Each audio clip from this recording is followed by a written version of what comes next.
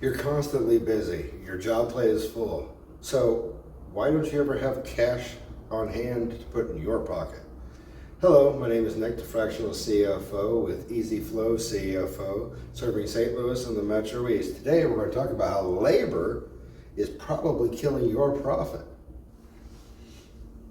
So does this sound familiar to you? Your revenue is up, but cash is tight. You've added new people, but your profits didn't grow. Everyone is busy, but you can't explain their terrible results. Your payroll keeps climbing, but your margins keep shrinking. So we're going to look at these problems today and see if we can help fix these for you. So your problem actually has a name, and it's called labor leak. You're paying people more than they're producing, and it's the number one profit killer in business. So how do we measure it?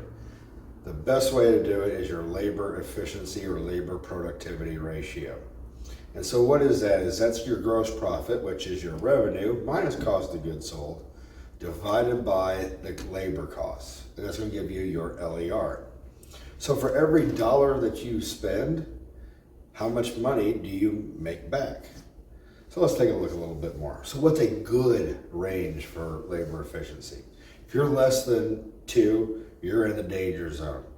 Labor is eating away at your profit, and that's not good. And this is actually one of the best things to consider is how much does my labor cost?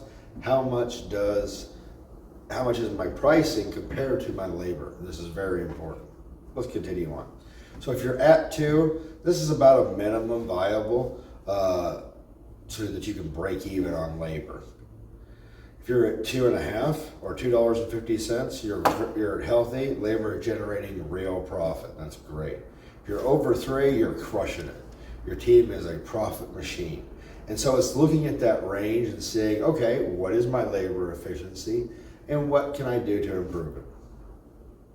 So let's do the math on a $500,000 business. So you got $500,000 in revenue this year.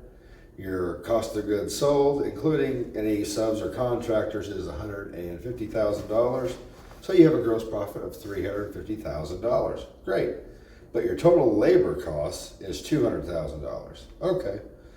Which is only your labor efficiency is 1.75 or $1.75 per dollar you spend. And we can see the math, which is $350,000 divided by 200,000, which equals 1.75.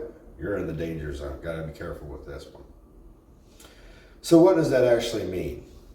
That 1.75. So for every dollar you spend on labor, because whether it's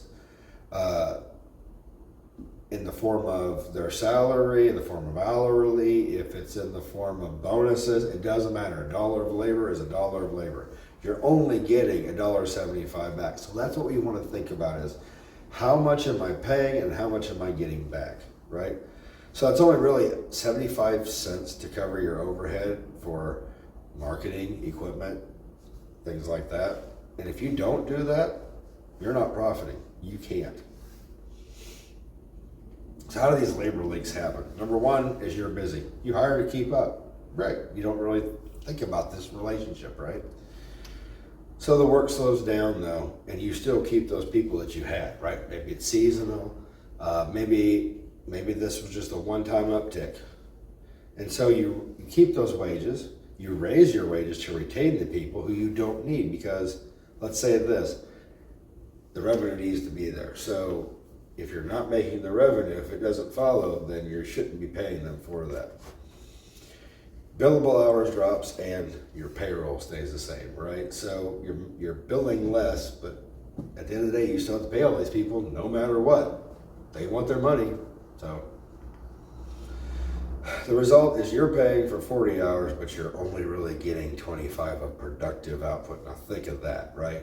That happens a lot. Is how do I get closer to 40 hours of productive output from my people?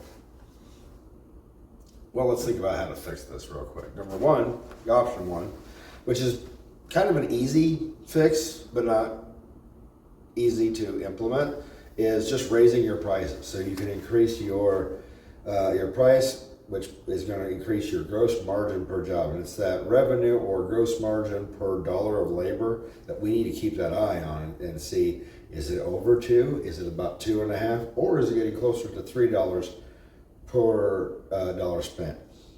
Number 2 is we can just increase the utilization. So more billable hours per person, making sure that they're up to that full 40 hours of billable time. If they're here, they ought to be producing. Finally, is right size your team. If you wouldn't rehire somebody right now, you probably need to fire them, right? And look at, if you have a POS system and you can see on a per person basis the output, look to see who's producing and look to see who isn't. Do you want a 30% increase in everybody's thing? And everybody's output is go ahead and immediately fire those who are producing at the lower end, that lower 10% or that lowest person, right?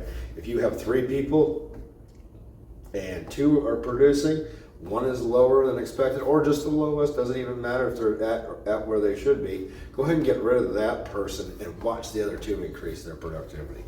We want to find people who are producing, who are not foot draggers, right? So it's usually a combination of these things. It's usually having to do this. It's not like we're just going to be able to fix one. It's kind of fixing a little bit of both. So if you don't know your LER, you don't know if your team is making money or costing you money. So this is the most important way you can see if your direct labor is actually being productive. Busy doesn't mean profitable, right? Because let's face it, a lot of labor, they're trying to do the least amount possible for that amount. What we're trying to do is get the most amount possible for that amount. So it's figuring out, how do I get the most amount possible and measuring it. So if you want to find profit leaks, you can go to our profit leak assessment, which is at easyflow-leaks.scoreapp.com, or comment leaks down below if you think you're having profit leaks, and we'll get a hold of you and we'll find out if you really do or not.